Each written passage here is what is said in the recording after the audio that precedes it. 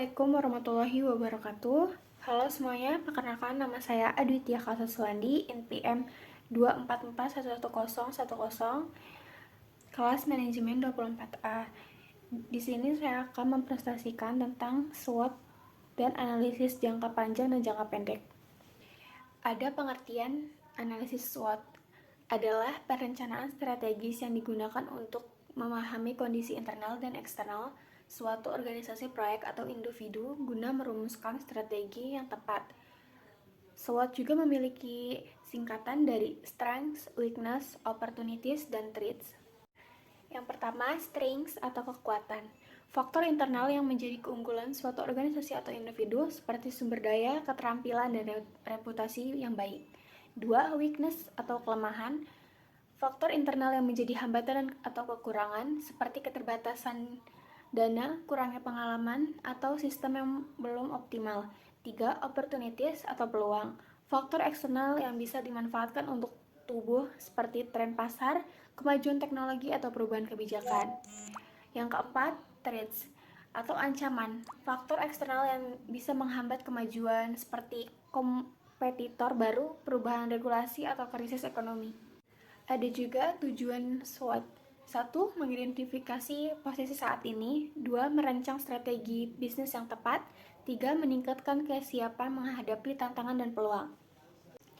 Ada juga analisis jangka pendek dan jangka panjang. Yang pertama, analisis jangka pendek. Fokus pada kegiatan yang memberikan hasil dan waktu dekat.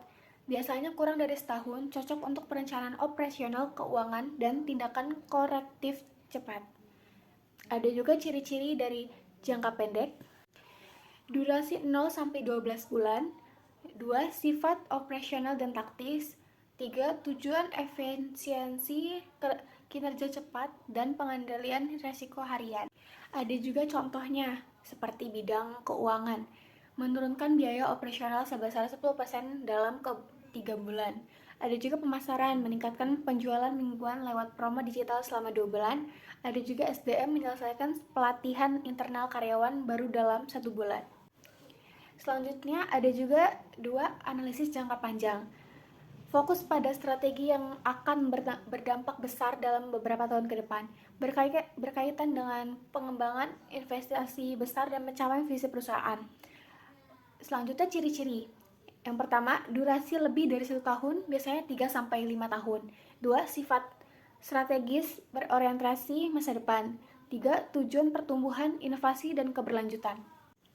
Dan ada juga contohnya, seperti bidang keuangan, meningkatkan margin laba bersih sebesar 25% dalam 5 tahun.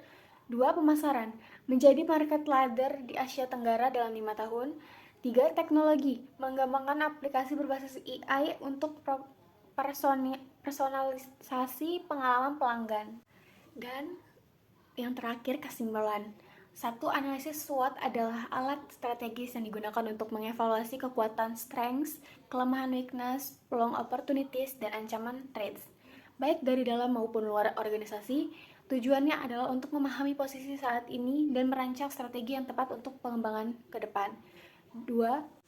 Analisis jangka pendek berfokus pada pencapaian tujuan dalam waktu singkat, biasanya kurang dari 1 tahun, dan berkaitan dengan operasional harian, efisiensi, dan tindakan taktis.